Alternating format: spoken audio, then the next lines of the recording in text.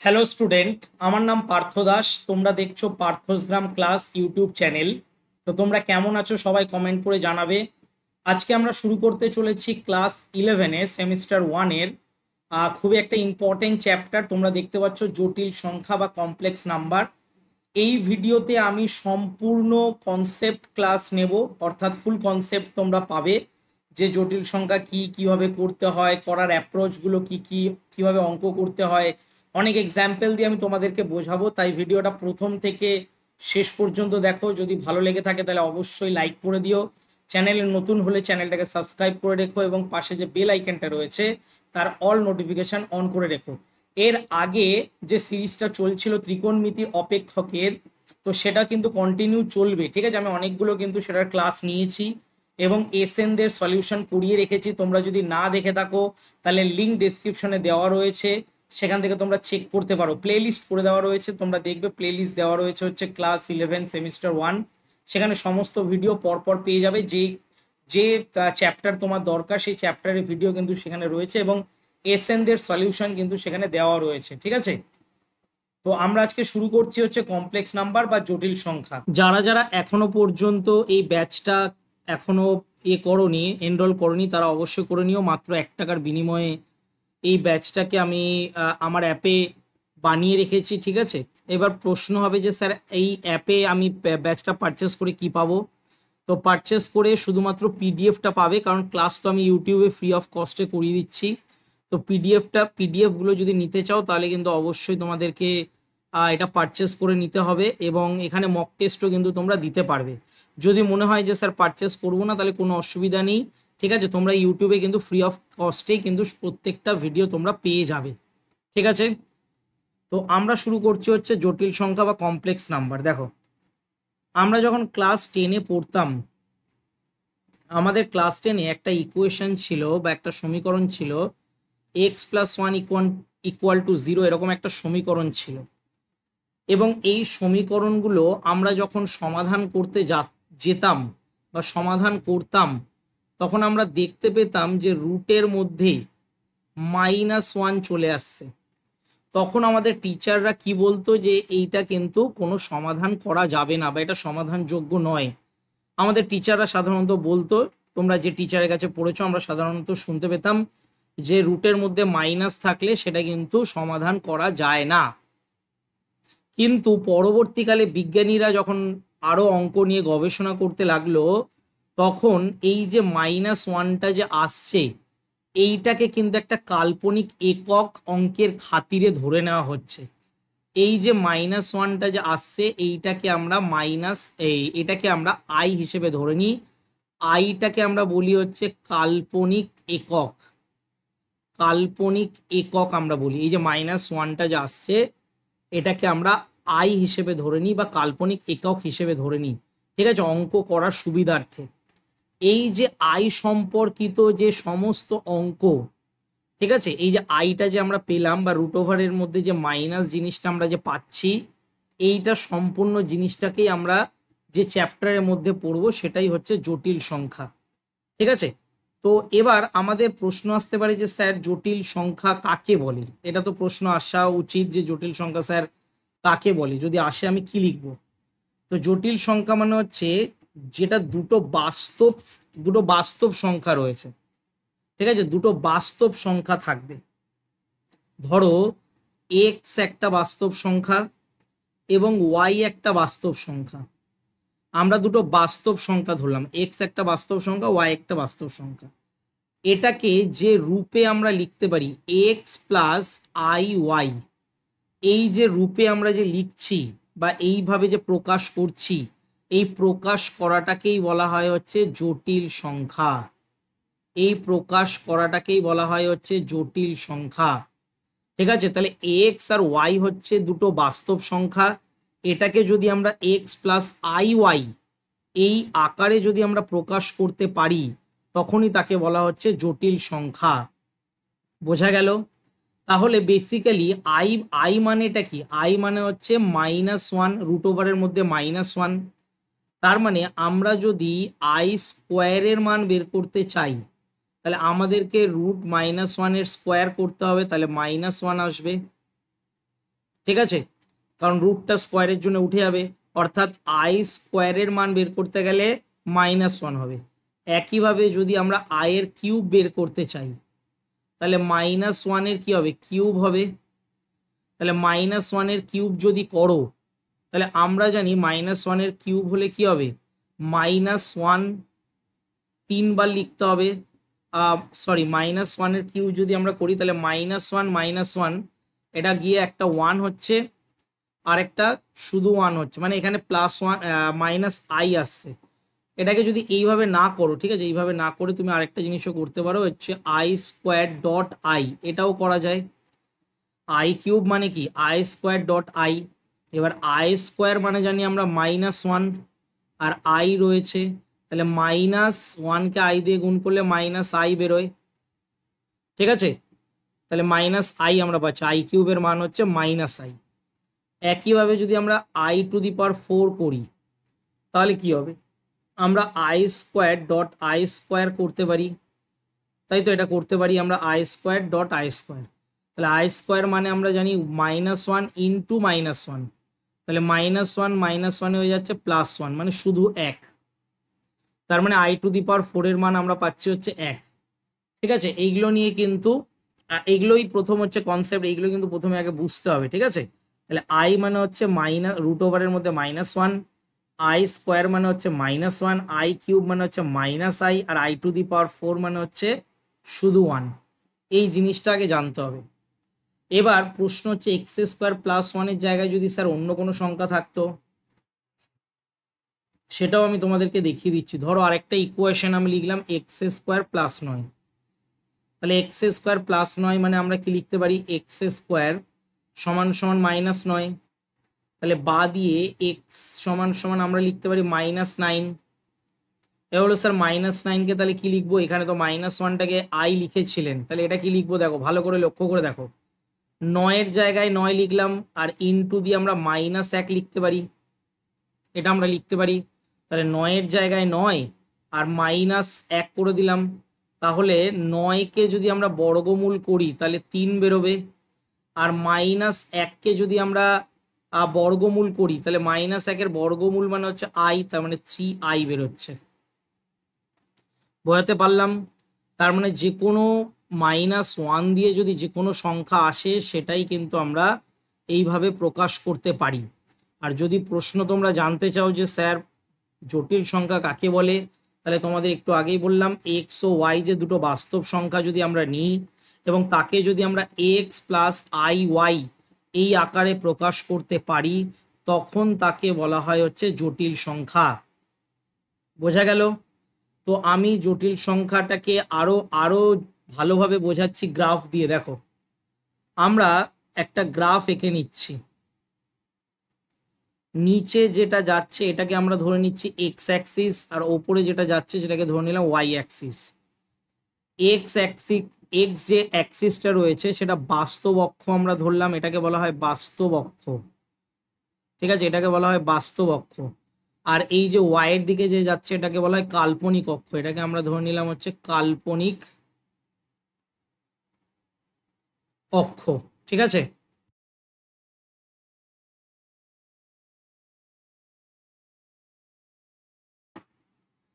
তো এটাকে আমরা ধরলাম বাস্তব অক্ষ আর এটাকে আমরা ধরলাম হচ্ছে কাল্পনিক অক্ষ, ঠিক আছে। এবার ধরো কোনো একটা আমরা পয়েন্ট ধরলাম, কোনো একটা পয়েন্ট, যে কোনো একটা পয়েন্ট ধরো 2,3, ঠিক আছে, 2,3 মানে 2 আর 3 আমরা একটা বাস্তব সংখ্যা ধরে নিলাম। তাহলে 2 আর 3 মানে কি, বাস্তব অক্ষের দিকে যাচ্ছে 2, ঠিক আছে, বাস্তব অক্ষের দিকে যাচ্ছে 2। তো বাস্তব অক্ষ মানে এক্স, তার মানে এক্স এর ভ্যালু আমরা ধরছি হচ্ছে 2, আর ওয়াই এর যে ভ্যালু সেটাকে আমরা ধরছি হচ্ছে 3। তাহলে এই পয়েন্টটা আমরা ধরলাম, তাহলে বাস্তব দুটো সংখ্যা আমরা ধরছি 2,3। তাহলে আমরা যদি জটিল সংখ্যায় প্রকাশ করতে চাই, জেড দিয়ে কিন্তু জটিল সংখ্যা প্রকাশ করা হয়, জেড, মনে রাখবে জেড দিয়ে কিন্তু জটিল সংখ্যা প্রকাশ করা হয়। তাহলে এইটার বাস্তব সংখ্যার রূপটা কি, এক্স প্লাস আই ওয়াই, এটা আমি একটু আগেই বললাম, এই যে এক্স প্লাস আই ওয়াই। তাহলে এক্স প্লাস আই ওয়াই যদি হয় তার মানে জেড ইকুয়াল টু এক্সটা হচ্ছে বাস্তব অক্ষকে রিপ্রেজেন্ট করছে অর্থাৎ 2, তার মানে আমরা এখানে 2 লিখবো, আই এর জায়গায় আই থাকবে, আর ডট দিয়ে কি রয়েছে, ওয়াই এর জায়গায় 3 থাকবে, কারণ আমরা ওয়াই এর মান 3 ধরেছি। তাহলে এইটাকে যদি আমরা ভালোভাবে লিখি তাহলে 2 + 3i বেরোবে। তাহলে 2 + 3i হচ্ছে এটা একটা জটিল সংখ্যা। এই জটিল সংখ্যার 2 সংখ্যাটা আর 3 সংখ্যাটা হচ্ছে বাস্তব, ঠিক আছে? 2 আর 3টা হচ্ছে বাস্তব সংখ্যা। আর এই যে আইটা যে আমরা লিখছি এইটাকে কিন্তু আমরা কাল্পনিক সংখ্যা হিসেবে বা কাল্পনিক একক হিসেবে ব্যবহার করি, ঠিক আছে? এটা কিন্তু মনে রাখবে, এইভাবে কিন্তু আমরা জটিল সংখ্যাগুলোকে রিপ্রেজেন্ট করি বা লিখি, ঠিক আছে? আর এখানে যে 2 আর 3টা যে আমরা লিখলাম সেটা কিন্তু বাস্তব সংখ্যা, বাস্তব সংখ্যা। আশা করি এতদূর পর্যন্ত তোমাদের ক্লিয়ার আছে, ঠিক আছে? এবার দেখো আমরা কিসে যাব। তো আমরা এবার করব হচ্ছে এই চ্যাপ্টারে যেটা খুবই ইম্পর্টেন্ট যে পার্টটা, সেটা হচ্ছে অনুবন্ধী জটিল সংখ্যা। অনুবন্ধী জটিল সংখ্যা এইটা আমরা করব, ঠিক আছে? এটাকে ইংরেজিতে বলা হয় কনজুগেট কমপ্লেক্স নাম্বার, ইংলিশে কি বলা হয়, কনজুগেট কমপ্লেক্স নাম্বার।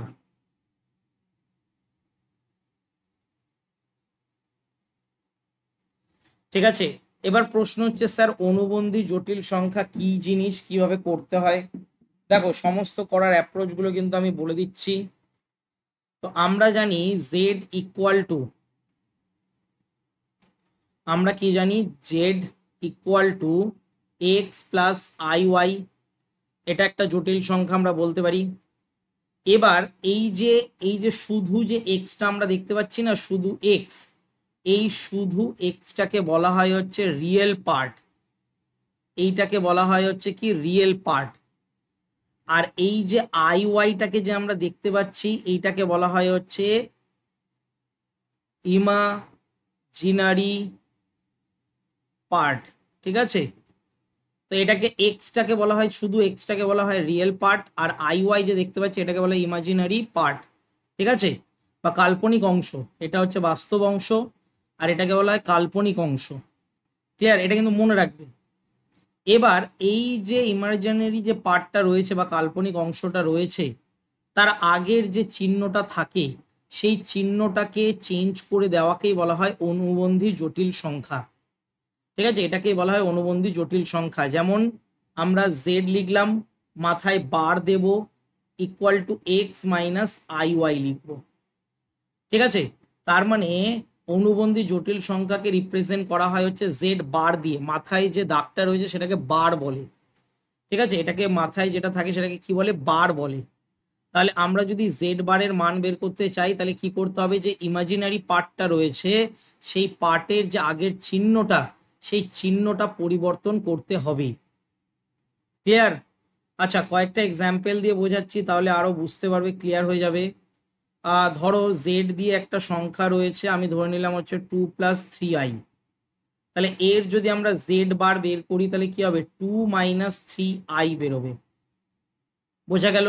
যদি আরেকটা সংখ্যা তোমাদের দিই, ধরো জেড সমান সমান -3 আর -5i, এটা দিলাম, তাহলে জেড বারের মান যদি আমরা বের করি তাহলে -3টা -3 থাকবে, শুধু -5টা হয়ে যাবে +5i, ঠিক আছে?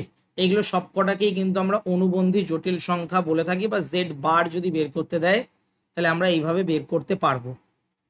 এখান থেকে একটা এমসিকিউ খুবই আসে, দেখো জেড বারের যদি আবার বার দেয়, জেড বারের যদি বার দেয় তাহলে আমরা কি করতে পারি, সেটা অলওয়েজ কিন্তু শুধু জেড হয়, এটা একটু মনে রাখবে, ঠিক আছে? এই পার্টটা কিন্তু একটু মনে রাখতে হবে যে জেড বারের যদি বার দেয় তাহলে কিন্তু সেটা ইকুয়াল টু জেড এর সাথে সমান হয়। আমি একটা এক্সাম্পল দিয়ে বোঝাচ্ছি। ধরো জেড একটা সংখ্যা রয়েছে 2 + 3i, এটা একটা সংখ্যা রয়েছে, তাহলে এর যদি আমরা বার বের করি তাহলে কি হবে, 2 - 3i বেরোবে। আবার এর বারের বার যদি আমরা বের করি তাহলে এটা আবার চেঞ্জ হয়ে +3i বেরোবে। আর এটাকেই তো প্রথমে আমরা জেড ধরেছিলাম, তাহলে ইকুয়াল টু জেড ফিরে আসছে। বোঝা গেল? তাহলে জেড বারের যদি বার বের করতে দেয় তাহলে শুধু জেড আসবে, মানে প্রথমে যে সংখ্যাটা তোমায় দিয়েছিল সেই সংখ্যাটাই কিন্তু অ্যান্সার হবে। এবার চলে আসছি এই অনুবন্ধী জটিল সংখ্যার কয়েকটা সূত্র আমাদেরকে জানতে হবে।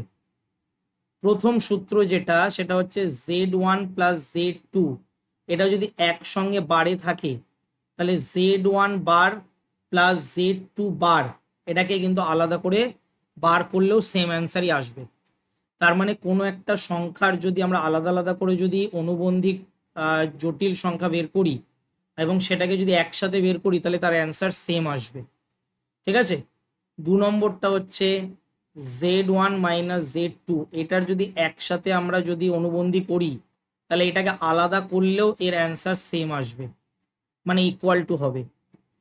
3 নম্বর সূত্রটা কিন্তু মনে রাখতে হবে, z1 ইন্টু z2, এটার যদি একসাথে আমরা বার করি তাহলে z1 বার ইন্টু z2 বার এটা হবে।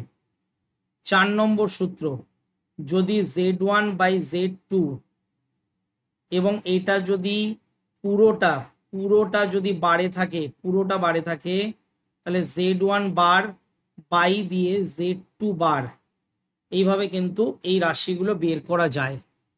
এটা জাস্ট সূত্রর মতন মনে রাখবে, কারণ অঙ্ক করার সময় এর অ্যাপ্লিকেশনগুলো বুঝতে পারবে। যখন অঙ্ক করাবো এসএনদের বই, তখন কিন্তু এগুলো জানতে পারবে যে কিভাবে হচ্ছে। ঠিক আছে, কিভাবে হচ্ছে মানে কি, এমনি নিজেরাও করতে পারবে, কোনো অসুবিধা নেই, খুব একটা জটিল নয়। ঠিক আছে, নামটা জটিল সংখ্যা কিন্তু তা বলে জটিল নয়। হ্যাঁ, এটা কনফিউজ হয়ে যেও না। এবার আমরা চলে আসছি হচ্ছে একটা খুবই ইম্পর্টেন্ট জিনিস, যেটা এই চ্যাপ্টারে খুবই কাজে লাগবে, বেশিরভাগ অঙ্ক এটা দিয়ে আসে, সেটা হচ্ছে মডিউল বা মডিউলাস। ঠিক আছে, আমরা মডিউলাস বের করব। তাহলে আমরা কি লিখবো, জটিল সংখ্যার মডিউলাস।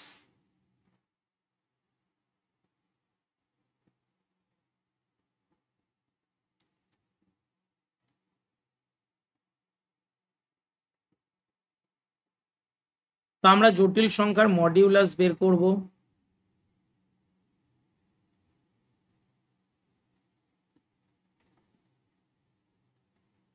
তো প্রশ্ন হচ্ছে স্যার জটিল সংখ্যার মডিউলাস কি। দেখো, আমি একটা জটিল সংখ্যা ধরে নিচ্ছি X plus IB, sorry X plus I Y. ঠিক আছে, এ ধরেও করতে পারো, এ প্লাস আইবি ধরেও করা যায়, এক্স প্লাস আই ওয়াই ধরেও করা যায়, যেটা খুশি এটাই আমরা ধরলাম। তো আমরা যদি একটা গ্রাফ আঁকি, এই গ্রাফের কোনো একটা পয়েন্ট আমরা নিয়ে নিলাম, পি বলে একটা পয়েন্ট নিলাম, যেটা হচ্ছে এক্স কমা ওয়াই। ঠিক আছে, এক্স কমা ওয়াই, কারণ আমরা দুটো বাস্তব সংখ্যা ধরেছি, এক্স কমা ওয়াই, এটা হচ্ছে বাস্তব সংখ্যা। এবার এখান থেকে আমরা মূল বিন্দু থেকে এটা পর্যন্ত নিয়ে গেলাম, আর এটার থেকে সোজা আমরা টানলাম, তাহলে এটা একটা সমকোণী ত্রিভুজ তৈরি হচ্ছে। তাহলে এই সমকোণী ত্রিভুজের এইটাকে বলা হয় ওয়াই অ্যাক্সিস, এটাকে বলা হয় এক্স অ্যাক্সিস। এক্স অ্যাক্সিস কাকে রিপ্রেজেন্ট করছে, এর আগেরটাই বললাম, আগেরটা দেখিয়ে দিচ্ছি আবার ভালো করে দেখো। এক্স অ্যাক্সিস সবসময় বাস্তব অক্ষকে রিপ্রেজেন্ট করে, বাস্তব অক্ষ, আর ওয়াই অ্যাক্সিস সবসময় কিন্তু কাল্পনিক অক্ষকে রিপ্রেজেন্ট করে। তো আমরা অঙ্কটায় আবার আসছি, তাহলে ওয়াই কাল্পনিক অক্ষকে রিপ্রেজেন্ট করছে আর এক্স হচ্ছে বাস্তবটাকে রিপ্রেজেন্ট করছে। ঠিক আছে, এবার দেখো মডিউলাস কি স্যার। মডিউলাস হচ্ছে এই পয়েন্টটাকে তো 0,0 বলে, এই 0,0 থেকে এই পয়েন্টটা থেকে এই পি পয়েন্ট পর্যন্ত যে দূরত্বটা, সেইটাকে বলা হয় হচ্ছে মডিউলাস। আবারও বলছি, এই মূল বিন্দু থেকে পি বিন্দু পর্যন্ত যে দূরত্বটা, ডিস্টেন্সটা, সেটাকেই বলা হয় হচ্ছে মডিউলাস। এবার হচ্ছে স্যার দূরত্ব বের করা তো আমরা ক্লাস 9-এ মনে হয় শিখেছি। অবশ্যই শিখেছি। কিভাবে শিখেছি তোমরা দেখো, আমরা দূরত্ব বের করার একটা সূত্র জানি। সূত্রটা কি বলতো, সূত্রটা হচ্ছে x1 মাইনাস x2 তার whole square plus y1 minus y2 তার হোল স্কোয়ার। মনে করে দেখো, একটু ব্রেনে জোর দিয়ে দেখো, এটা ক্লাস 9-এ কিন্তু তোমাদের স্থানাঙ্ক জ্যামিতিতে একটা চ্যাপ্টার ছিল, যেখান থেকে আমরা দূরত্ব বের করতে পারতাম। এবার এখানে যদি মানগুলো বসিয়ে দাও, তাহলে 0 মাইনাস x2-র মান আমরা ধরলাম x তার স্কোয়ার, আর এটা হচ্ছে 0 মাইনাস ওয়াই এর স্কোয়ার। তাহলে আমরা এখান থেকে পাচ্ছি, ভালো করে লক্ষ্য করে দেখো, X square plus Y square পাচ্ছি। এই যে সংখ্যাটা আমরা যে পাচ্ছি বা পেলাম, ঠিক আছে, এই যে সংখ্যাটা যে আমরা পেলাম, এই সংখ্যাটাকেই বলা হয় হচ্ছে মডিউলাস, এইটাকেই বলা হয় মডিউলাস, যেটাকে আমরা মড জেড দিয়ে প্রকাশ করি। তাহলে mod Z equal to X square plus Y square. ঠিক আছে, তাহলে আমরা প্রত্যেকটা অঙ্কে তো এরকম ভাবে করবো না, আমরা জাস্ট কি করব, যে দুটো বাস্তব সংখ্যা আমায় দেবে, এখানে দুটো বাস্তব সংখ্যা কি ছিল, এখানে বাস্তব সংখ্যাটা ছিল হচ্ছে এক্স কমা ওয়াই। তাহলে এক্স কমা ওয়াই এর যদি আমরা রুট ওভারের মধ্যে এক্স স্কোয়ার প্লাস যদি ওয়াই স্কোয়ার করে দিই, অর্থাৎ বাস্তব সংখ্যা দুটো বর্গের সমষ্টি যদি বের করি, তাহলে সেটাকে আমরা মডিউলাস বলে থাকি, জটিল সংখ্যার মডিউলাস বা মড জেড আমরা বলে থাকি। ঠিক আছে, আশা করি বোঝাতে পারলাম। এবার উদাহরণে যাব, কিন্তু তার আগে এই জিনিসটা বুঝতে পারলে কিনা অবশ্যই কিন্তু আমাকে জানাবে। ঠিক আছে, কমেন্ট করবে অবশ্যই। যারা যারা ইউটিউবে দেখছো তারা অবশ্যই কিন্তু কমেন্ট করে জানাবে যেগুলো বোঝা যাচ্ছে কিনা বা কোন জায়গায় বোঝা যাচ্ছে না। এবার দেখো, এই যে mod Z, sir mod Z কেন দিলাম, কারণ মাথায় রাখতে হবে এই মডটা দেওয়া, মড জেডটা দেওয়ার মানে হচ্ছে জেড এর সব সময় মানটা ধনাত্মক হবে। জেড এর যে মানটা সেটা কিন্তু অলওয়েজ কি হবে, ধনাত্মক হবে। ঠিক আছে, এর মানটা কিন্তু অলওয়েজ ধনাত্মক হবে, কোনোদিনও ঋণাত্মক হবে না। যদি মডের মধ্যে -1ও চলে আসে তাহলেও কিন্তু সেটা +1ই আমাদেরকে লিখতে হবে। ঠিক আছে, তার মানে জেড এর যে মানটা, জেড এর যে মান, জেড মান সেটা সবসময় কিন্তু ধনাত্মক হয়, সবসময় কিন্তু কি হয়, ধনাত্মক হয়, এটা মনে রাখতে হবে। ঠিক আছে, তাহলে তোমরা প্রশ্ন বুঝতে পেরে, সরি উত্তরটা বুঝতে পেরে গেলে যে মডিউলাস কাকে বলে। তো মূলবিন্দু থেকে যে আমরা বাস্তব দুটো সংখ্যা নেব, সেই বাস্তব সংখ্যা দুটোর বা ওই স্থানাঙ্কটার যে দূরত্বটা, সেই দূরত্বটাকে আমরা মডিউলাস বলে থাকি। একটা এক্সাম্পল দিয়ে বোঝানোর চেষ্টা করছি। দেখো, ধরো জেড ইকুয়াল টু আমরা একটা সংখ্যা নিলাম 2 + 3i। তাহলে এখানে বাস্তব সংখ্যা কি, এখানে এক্স এর মানটা কত 2 আর ওয়াই এর মানটা কত 3, এটাই তো আমরা জানি। এটাকে যদি আমরা, এটাকে রিপ্রেজেন্ট করা হচ্ছে, তো তাহলে জেড ইকুয়াল টু আমরা জানি এক্স প্লাস কি হবে, আই ওয়াই হয়, তাই তো। তাহলে এক্স প্লাস আই ওয়াই হলে এক্স এর ভ্যালু তো 2 আর ওয়াই এর ভ্যালু তো হচ্ছে 3, তাই তো। এটাই তো আমরা জানি, আমরা তো এটা দিয়ে রিপ্রেজেন্ট করি। তাই আমরা এক্স এর ভ্যালু 2 পেলাম আর ওয়াই এর ভ্যালু 3 পেলাম। তাহলে আমাদের মড জেড যদি বের করতে দেয়, তাহলে জাস্ট রুট ওভারের মধ্যে কি করব, 2 এর স্কোয়ার করব আর 3 এর স্কোয়ার করব। তাহলে 2 এর স্কোয়ার কত 4 আর 3 এর স্কোয়ার 9। তাহলে 4 আর 9 কত হয়, 9 10 11 12 13, তার মানে 13 বেরোচ্ছে। তাহলে মড জেড এর মান আমরা পেলাম 13। ঠিক আছে, মড জেড এর মান আমরা কি পেলাম, 13 পেলাম। এবার মাঝে মাঝে কিন্তু একটা জিনিস মনে রাখবে অঙ্ক করার সময়, এই যে মড জেডটা যে আমরা পাচ্ছি, এটাকে কিন্তু মড জেডটাকেও কিন্তু আরেকটা সংখ্যা দিয়েও রিপ্রেজেন্ট করা হয়, সেটাকে বলা হয় আর। ঠিক আছে, এটাকে কিন্তু আর দিয়ে প্রকাশ করা হয়। আমরা এই যে দূরত্বটা যে পাচ্ছি, এটাকে তো মড জেড তো বলা হয়ই, কিন্তু তার সাথে সাথে মাঝে মাঝে কিন্তু আর দিয়েও রিপ্রেজেন্ট করা হয়, ছোট হাতের আর দিয়েও রিপ্রেজেন্ট করা হয়। ক্লিয়ার, এটা কিন্তু মাথায় রাখবে। তার মানে আমরা এখানে আর ইকুয়াল টু √13 লিখতে পারি, এটা দিয়েও কিন্তু রিপ্রেজেন্ট করা হয়। এটা মনে রাখবে, কেন করা হয় একটু পরে আসছি। ঠিক আছে, কেন করা হয় বা কি বলা হয় আর কে, সেটা একটু পরে আসছি।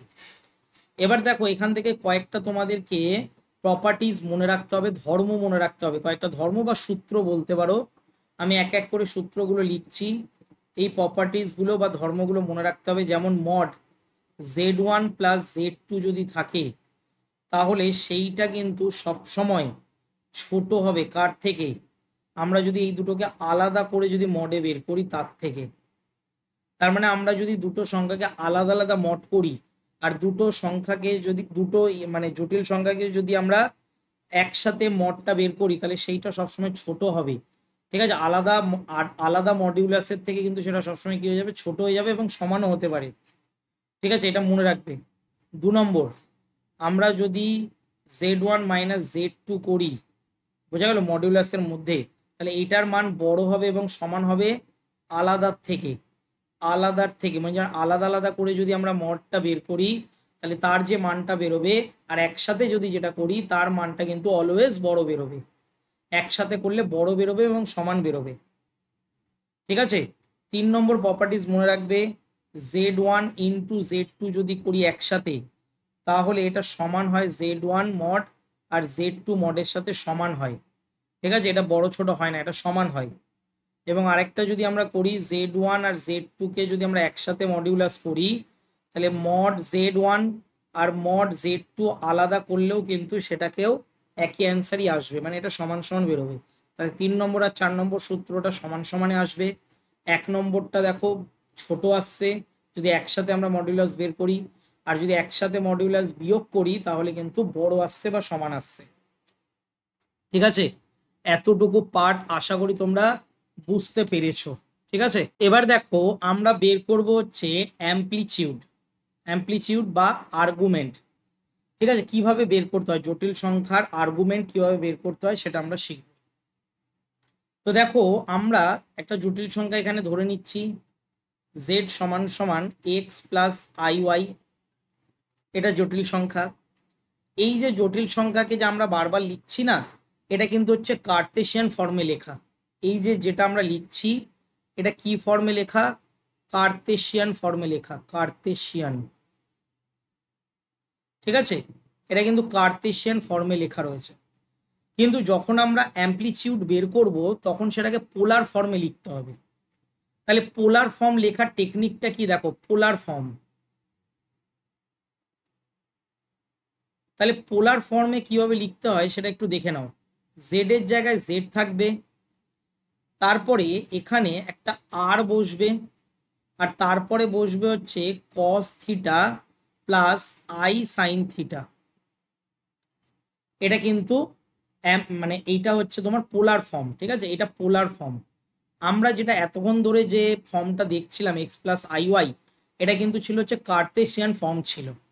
আর এখন যে ফর্মটা লিখলাম Z equal to R into cos theta plus I sine theta, সেটাকে বলে পোলার ফর্ম।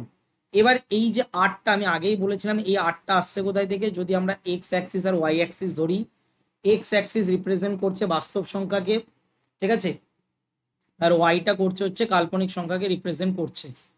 তো আমরা যদি এখানে পি একটা কোনো বিন্দু নিয়ে নিই, পি হচ্ছে একটা নির্দিষ্ট বিন্দু, তাহলে মূল বিন্দু থেকে পি বিন্দু পর্যন্ত যে দাগটা টানছি বা দূরত্ব, সেটাকে আমরা আর ধরি। সেটাকে আমরা কি ধরি? আর ধরি। এবং এই আর এর মানটা বের করাকেই আমরা একটু আগেই বললাম, সেটাকে আমরা আর এর মানটা বের করাকে আমাকে কি বললাম? মড জেড বললাম, মডিউলাস বের করা বললাম। ঠিক আছে, এইখানে যেটা বের করতে হবে সেটা হচ্ছে এইটা যে অ্যাঙ্গেল তৈরি করছে, ঠিক আছে, এই পিতে যাওয়ার সময় যে অ্যাঙ্গেল তৈরি করছে, অর্থাৎ এক্স অ্যাক্সিসকে ধরে পি এর মানটা মানে পি পর্যন্ত যে কোণটা তৈরি করছে সেই কোণটাকে বলা হয় থিটা। এবং এই থিটার মান বের করাকেই আমরা বলি হচ্ছে অ্যাম্প্লিটিউড বা আর্গুমেন্ট। ক্লিয়ার হলো? এই যে থিটার মানটা যে আমরা বের করব, এই থিটার মান বের করাটাকেই বলা হয় হচ্ছে অ্যাম্প্লিটিউড বের করা বা আর্গুমেন্ট বের করা। ঠিক আছে, তাহলে এবার প্রশ্ন হচ্ছে স্যার বের করব কিভাবে? তাহলে আমরা জেড ইকুয়াল টু এটা লিখতে পারি আর কস থিটা, এটা আমরা লিখতে পারি, আর এখানে লিখতে পারি আই আর সাইন থিটা, এটা আমরা লিখতে পারি। এবার এইটাকে রিপ্রেজেন্ট করা হয়েছে Z equal to X plus I Y দিয়ে। তাহলে এক্স এর জায়গায় কি রয়েছে? আর কস থিটা রয়েছে। তার মানে আমরা সুতরাং দিয়ে লিখতে পারি আর কস থিটা এটা ইকুয়াল টু এক্স, এটা আমরা লিখতে পারি। তার মানে শুধু কস থিটার মান যদি আমরা বের করি তাহলে এক্স বাই আর বেরোবে। একইভাবে আই ওয়াইটা রিপ্রেজেন্ট করছে কাকে? আই আর সাইন থিটাকে, অর্থাৎ ওয়াই এর জায়গায় কি রয়েছে? আর সাইন থিটা রয়েছে। তাহলে আর sine theta equal to Y. তাহলে এখান থেকে যদি আমরা সাইন থিটার মান বের করতে চাই তাহলে ওয়াই বাই আর বেরোবে। এরপরে এই দুটোকে সমাধান করে আমরা এখান থেকে থিটার মানটা বের করতে পারি। ঠিক আছে, করা যায়, একটু জটিল হবে কিন্তু করা যায়। ঠিক আছে, কিন্তু আমরা এখান থেকে করছি না, কারণ আমরা এখানে এক্স আর আর এর মান বা ওয়াই বা আর এর মান জানি না, তাই এটা করা যাবে না। ঠিক আছে, মান জানতে হবে, নাহলে এটা করা যাবে না। ঠিক আছে, তাহলে এখান থেকে আমরা কি কি জিনিস শিখলাম? এখান থেকে আমরা শিখলাম যে থিটার যে মানটা বেরোবে, তার মানে থিটাটাই হচ্ছে এক প্রকারের অ্যাম্প্লিটিউড।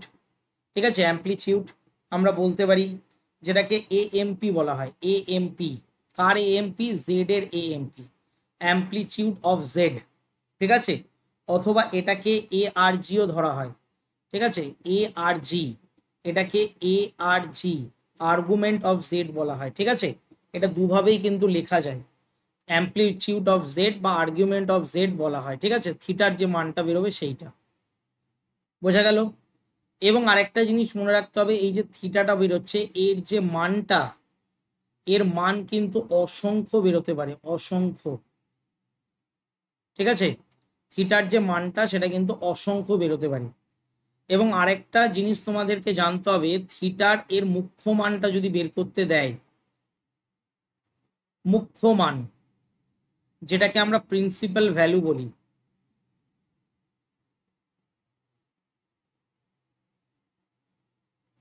তাহলে যদি এটার মুখ্য মান বের করতে দেয়, ঠিক আছে, তাহলে এই যে থিটার মানটা সেটা মাইনাস পাইয়ের থেকে বড় হবে আর শুধু পাইয়ের থেকে ছোট হবে। তার মানে -180 থেকে বড় এবং 180 থেকে ছোটের মধ্যে যদি থিটার মানটা থাকে, তখন সেই মানটাকে আমরা প্রিন্সিপাল ভ্যালু বা মুখ্য মান বলে থাকি। মুখ্য মানকে যেটা দিয়ে রিপ্রেজেন্ট করা হয় সেটা হচ্ছে বড় হাতের অ্যাম্পলিটিউড বলা হয়, এএমপি, অ্যাম্পলিটিউড জেড বলা হয়, বা ARG জেড বলা হয়, ঠিক আছে। তাহলে প্রিন্সিপাল ভ্যালু বের করতে গেলে বড় হাতের এ হবে, আর যদি শুধুমাত্র থিটার মান বের করি তাহলে ছোট হাতের AMP বা ARG লিখতে হবে, ঠিক আছে। এটা কিন্তু একটু মনে রাখবে, ছোট হাতের AMP থাকলে সেটার মান যে কোনো খুশি, মানে যা খুশি হতে পারে। আর যদি থিটার মানটা -180 থেকে 180-র মধ্যে থাকে, তখন সেটা কিন্তু তার প্রিন্সিপাল ভ্যালু হবে। বোঝা গেল? এটা কিন্তু জানতে হবে। এবার একটা এক্সাম্পল দিয়ে বোঝাচ্ছি, তাহলে এক্সাম্পলটা যদি বুঝতে পেরে যাও, মানে এক্সাম্পলটা যদি ধরতে পারো, তাহলে সমস্ত অঙ্কগুলো শিখে যাবে। দেখো একটা অঙ্ক দিয়ে শেখাচ্ছি। ধরো জেড এর একটা অঙ্ক, জেড এর একটা মান দিয়েছে 1+i, ঠিক আছে, এটা একটা মান দিয়ে দিয়েছে z+i, এবং বলেছে যে এটার মডিউলাস আর অ্যাম্পলিটিউড বের করো। এর মড জেড এবং থিটা সমান সমান কত, ঠিক আছে, এটা বের করতে বলেছে। এটা প্রশ্ন দিলাম একটা, ঠিক আছে, এটা একটা প্রশ্ন, এটা একটা প্রশ্ন যে জেড এর মানটা বলে দিয়েছে 1+i, এটার মড জেড বের করতে হবে এবং থিটার মানটা বের করতে হবে। মড জেডটাকে বলা হয় মডিউলাস আর থিটাটাকে বলা হয় হচ্ছে অ্যাম্পলিটিউড। এটা আমাদের বের করতে হবে। তো আমরা জানি এখান থেকে এই দুটোর মান কি হবে, এক্স এর মান আমরা 1 লিখতে পারি আর ওয়াই এর মানও আমরা 1 লিখতে পারি, তাই তো লিখতে পারি তো, কারণ এখানে এক্স এর এই যে যেটা রিয়েল পার্ট সেখানে একই আছে, আর যেটা ইমাজিনারি পার্ট সেটা আয়ের সাথে 1 গুণ আছে, তাহলে y=1, এক্স এর এখানে এক্স এর ভ্যালু 1, ওয়াই এর ভ্যালু 1। তাহলে আমরা যদি মড জেড বের করি, তাহলে আমরা সূত্র জানি রুট ওভারের মধ্যে কি করতে হয়, x² + y² করতে হয়, তাহলে 1 স্কোয়ার প্লাস 1 স্কোয়ার, তাহলে আমরা পাচ্ছি রুটের মধ্যে 2। তাহলে রুটের মধ্যে যে 2টা পাচ্ছি, এই মড জেডটাকে কিন্তু আমরা আর দিয়ে উল্লেখ করতে পারি। তার মানে সুতরাং দিয়ে আমরা বলতে পারি আর এর মানটা আমরা পেয়ে গেলাম হচ্ছে √2। বোঝা গেল? এবার এই যে জেডটা আমরা যে নিয়েছিলাম 1+i, এইটাকে আমরা কি করতে পারি, এটার যে পোলার ফর্মটা সেটা লিখতে পারি। পোলার ফর্মটা কি ছিল, r cos theta plus i r sin theta, এটা হচ্ছে পোলার ফর্ম। তাহলে পোলার ফর্ম থেকে আমরা বের করতে পারছিলাম তো কস থিটার মানটা আমরা বের করতে পারছিলাম। কস থিটার মানটা কি বের করেছিলাম, দেখো এই যে কস থিটার মান হচ্ছে x/r, তার মানে আমরা এখানে বসাবো x/r। তাহলে কস থিটার মানটা কি বেরোবে, এক্স এর মানটা তো হচ্ছে এখানে 1, তার মানে 1 বসাবো, আর আর এর মানটা তো আমরা বের করেছি 2, তাহলে কস থিটার মান 1/√2। এবার তোমরা সবাই জানো যে 1/√2 45 ডিগ্রিতে হয়, তার মানে থিটার মান আমরা পেয়ে গেলাম 45 ডিগ্রি। একইভাবে আরেকটা জিনিস চেক করে দেখি, এখানে আর সাইন থিটাটাকে রিপ্রেজেন্ট করছে কে, ওয়াই, তার মানে আমরা এখানে সাইন থিটার মানটা কি পেয়েছিলাম, y/r পেয়েছিলাম, তাই তো, এটা সূত্রে পেয়েছিলাম। তার মানে সাইন থিটার মান আমরা কি পাচ্ছি, y এর জায়গায় 1 আর r এর জায়গায় √2, তার মানে এখানেও থিটার মান 45 ডিগ্রি বেরোচ্ছে। যখন দুটোর মান ম্যাচ খেয়ে যাবে তখন আমরা বলতে পারি যে এর আর্গুমেন্ট অফ জেড এটা বেরোবে 45 ডিগ্রি, অথবা অ্যাম্পলিটিউড অফ জেড এটাও বেরোবে হচ্ছে 45 ডিগ্রি। ঠিক আছে, অ্যাম্পলিটিউড বা আর্গুমেন্ট একই জিনিস, এটা 45 ডিগ্রি বেরোবে। এবার দেখো এটা সবসময় এরকম করে কিন্তু অঙ্ক আসে না, অনেক অঙ্কের ক্ষেত্রে এরকম করে আসে না। তো সেটার জন্য একটা টেকনিক তোমাদের আমি শিখিয়ে দিচ্ছি। দেখো টেকনিকটা কি, টেকনিকটা হচ্ছে থিটার মান বের, এই যে থিটার মানটা এটা বিভিন্ন পাদের ওপর ডিপেন্ড করে। থিটার যে মানটা, এই যে আমি লিখে দিচ্ছি, থিটার যে মানটা সেটা বিভিন্ন পাদের ওপর নির্ভর করে, বিভিন্ন কোয়াড্রেন্টের ওপর বা পাদের ওপর নির্ভর করে, পাদের ওপর নির্ভর করে, নির্ভর করে। ঠিক আছে, এটা কিন্তু একটু মনে রাখতে হবে বা নোট ডাউন করে নেবে, যে এই থিটার মানটা বিভিন্ন পাদের ওপর কিন্তু নির্ভর করে। সেটা কিভাবে করে এক্ষুনি বোঝাচ্ছি। দেখো কিভাবে করবে। দেখো আমরা এখান থেকে এক্স এর মান পেয়ে গেছিলাম 1 আর ওয়াই এর মানও পেয়ে গেছিলাম 1। আগের অঙ্কটাই বলছি কিন্তু একটু শর্টকাট ফর্মে বলছি। দেখো আগের অঙ্কটাই করাচ্ছি কিন্তু শর্টকাট ফর্মে করাচ্ছি। এবার এখানে জাস্ট 4টে কোয়াড্রেন্টে কিছু মান তোমাদেরকে মনে রাখতে হবে। এখানে থিটার মানটা সবসময় আলফার মানের সাথে সমান হয়। ঠিক আছে, থিটার মানটা আলফার মানের সাথে সমান হয়। এখানে থিটার মানটা পাই মাইনাস আলফার সাথে সমান হয়। এখানে থিটার মানটা আলফা মাইনাস পাইয়ের সাথে সমান হয়। আর এখানে থিটার মানটা মাইনাস আলফা হয়। এটা মনে রাখতে হবে। আলফাটাও কিন্তু থিটার মতনই একটা কাল্পনিক সংখ্যা আমরা ধরে নিলাম। ঠিক আছে, তো কাল্পনিক সংখ্যা আমরা ঠিক বলবো না, আমরা থিটাকে তো অ্যাম্পলিটিউড দিয়ে ব্যবহার করি, তো এখানে আলফাটাকে আমরা অ্যাম্পলিটিউড দিয়ে ব্যবহার করছি। কিন্তু বিভিন্ন পাদে বিভিন্ন রকমের মান বেরোবে, এটা তোমাদেরকে মনে রাখতে হবে বা মুখস্থ করতে হবে। এবার দেখো একটা জিনিস, আমরা এখানে যখন ছবিটা আঁকছিলাম, এই যে ছবিতে চলে আসি, তাহলে ছবিটা অনুযায়ী আমরা যদি এটাকে বাস্তব সংখ্যাটাকে এক্স কমা ওয়াই যদি ধরি, তাহলে এখান থেকে এটার দূরত্ব হচ্ছে এক্স আর এখান থেকে এটার দূরত্ব হচ্ছে ওয়াই। তাই তো, এখান থেকে এটার দূরত্ব হচ্ছে এক্স আর এখান থেকে এটার দূরত্ব হচ্ছে ওয়াই। তার মানে এইটাকে আমরা যদি ট্যান ফর্মে লিখি, ট্যান ফর্মে, তার মানে আমরা যদি ট্যান জেড লিখি, সরি আলফা, আমরা তো আলফা ধরছি, তার মানে ট্যান যদি আমরা আলফা ধরি, এই প্রথম পাদে অবস্থিত যদি আমরা ধরে নিই আলফা, তাহলে ট্যান আলফার মানটা আমরা বের করতে পারি mod B by A Y by X. এটা আমরা বলতে পারি, ভালো করে ছবিতে দেখাচ্ছি। দেখো এখানে আমরা ট্যানটা এইটা যদি থিটার সাপেক্ষে ধরি, তাহলে ট্যান থিটার সাপেক্ষে কি আসছিল, লম্ব বাই ভূমি আসবে। এটা আসবে তো ট্যান থিটার মানটা, তাহলে কি আসবে, এখানে ট্যান থিটার মানটা আসছিল, তাহলে ট্যান থিটার মানটা হচ্ছে ওয়াই বাই এক্স। তাই তো, লম্ব বাই ভূমি, এটাকেই আমরা কি করে দিলাম, মড দিয়ে দিলাম, ওয়াই বাই এক্স করে দিলাম। তাহলে ওয়াই বাই এক্স এর মান আমরা কি করে বের করব, দেখো tan alpha equal to Y এর মান 1 আর এক্স এর মানও 1, তাহলে 1/1। তাহলে 1/1 কি হয়, একই হয়। তাহলে আমরা আলফার মান জানি কত, 45 ডিগ্রি একে। তাহলে দেখো বেরিয়ে গেল আলফার মান 45। এবার বলবে স্যার কি করে বুঝবো যে এটা প্রথম পাদেই অবস্থিত। দেখো এক্স এর মানও 1 রয়েছে, ওয়াই এর মানও 1 রয়েছে, তাহলে 1,1 তো আমরা জানি প্রথম পাদেই অবস্থিত। যদি স্থানাঙ্কটা আমরা ধরে নিই, তাহলে এইটা তো কোন পাদে অবস্থিত, নিশ্চয়ই প্রথম পাদে অবস্থিত, এটাই 1,1 বিন্দু। তাহলে 1,1 বিন্দুতে আলফার মানটা কি হয়, থিটার মানের সাথে সমান হয়, লিখে দিয়েছি। তখন আমরা 45 ডিগ্রিটা বলতে পারি প্রথম পাদে রয়েছে, আর প্রথম পাদে থাকলে আমরা বলতে পারি যে এর আর্গুমেন্টটা বা যদি বলো যে এর অ্যাম্পলিটিউডটা, ঠিক আছে, তাহলে 45 ডিগ্রি বেরোবে। ঠিক আছে, আগেরটাও 45 ডিগ্রি বেরিয়েছে, আগের প্রসেসেও দেখো 45 ডিগ্রি বেরিয়েছে, এই প্রসেসেও দেখো 45 ডিগ্রি বেরিয়েছে। ঠিক আছে, এইভাবে কিন্তু আমাদের করতে হবে। যদি মনে হয় যে স্যার বুঝলাম না, আরেকটা এক্সাম্পল দিয়ে একটু বোঝাবেন, তাহলে আমি আরেকটা এক্সাম্পল দিচ্ছি। দেখো আমরা এবার জেড এর একটা মান ধরে নিচ্ছি, -1 -√3i, এটা একটা ধরে নিলাম।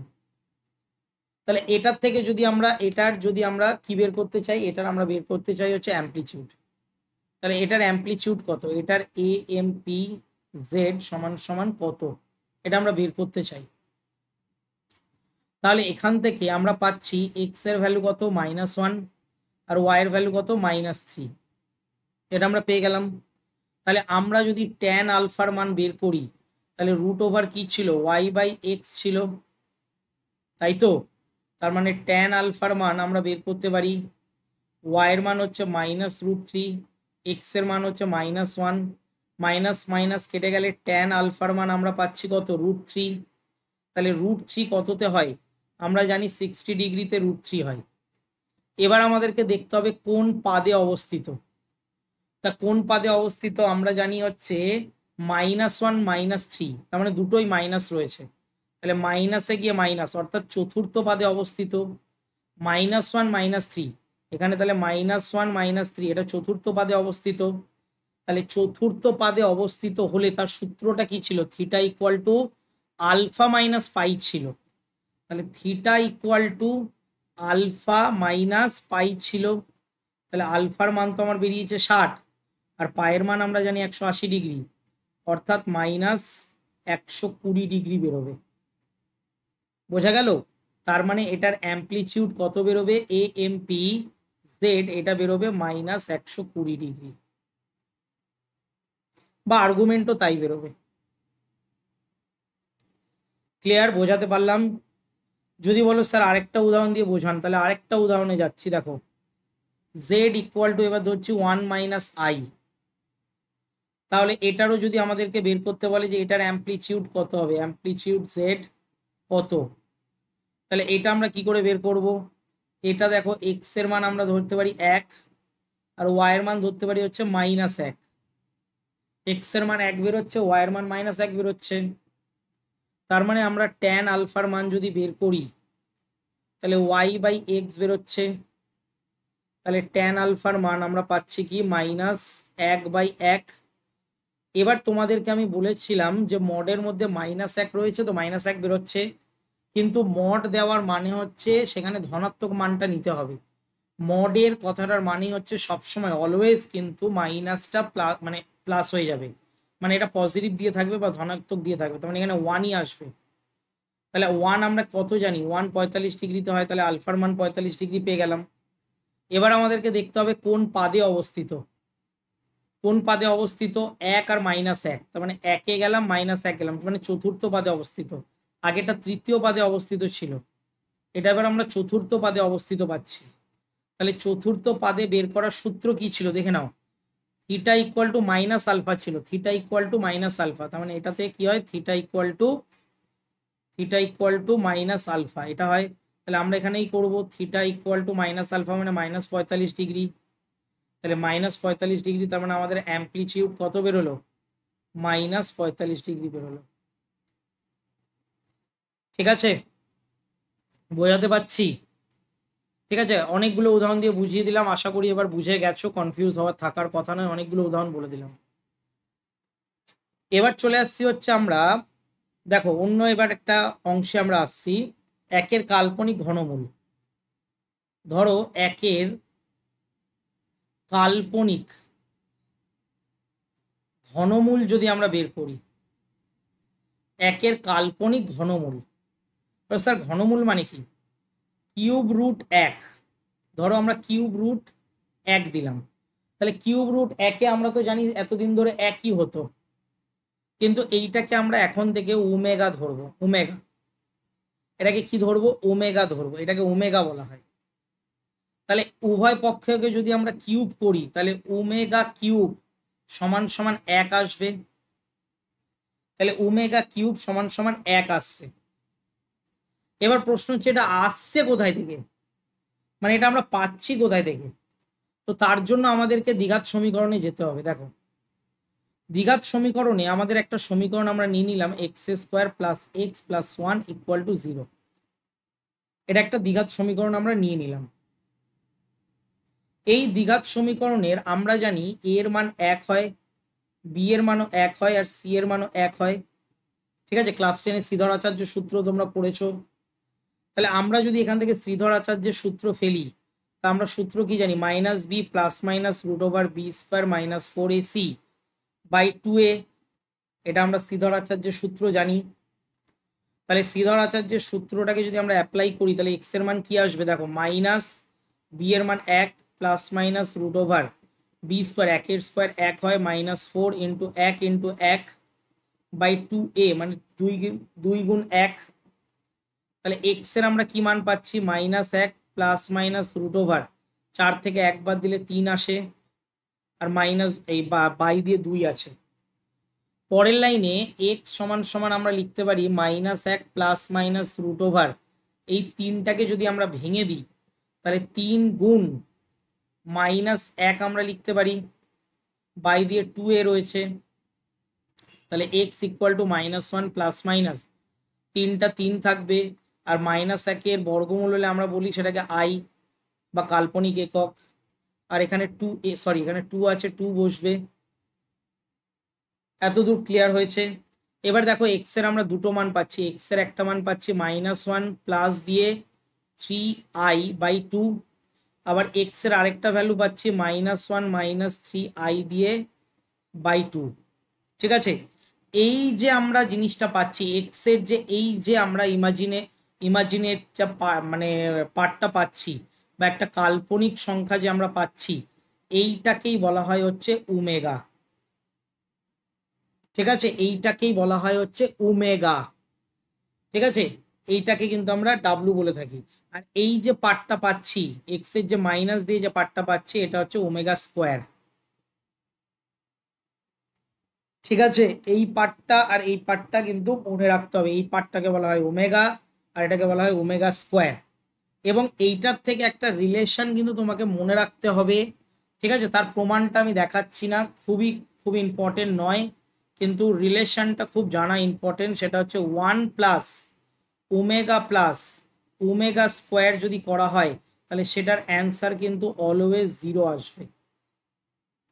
ঠিক আছে, 1 প্লাস ওমেগা স্কোয়ার যদি আমরা করি তাহলে তার সম্পূর্ণ সমাধান যদি করো বা সমষ্টি যদি বের করো তাহলে সেটা অলওয়েজ 0 আসবে। এই প্রপার্টিটা বা এই ধর্মটা কিন্তু মনে রাখতে হবে।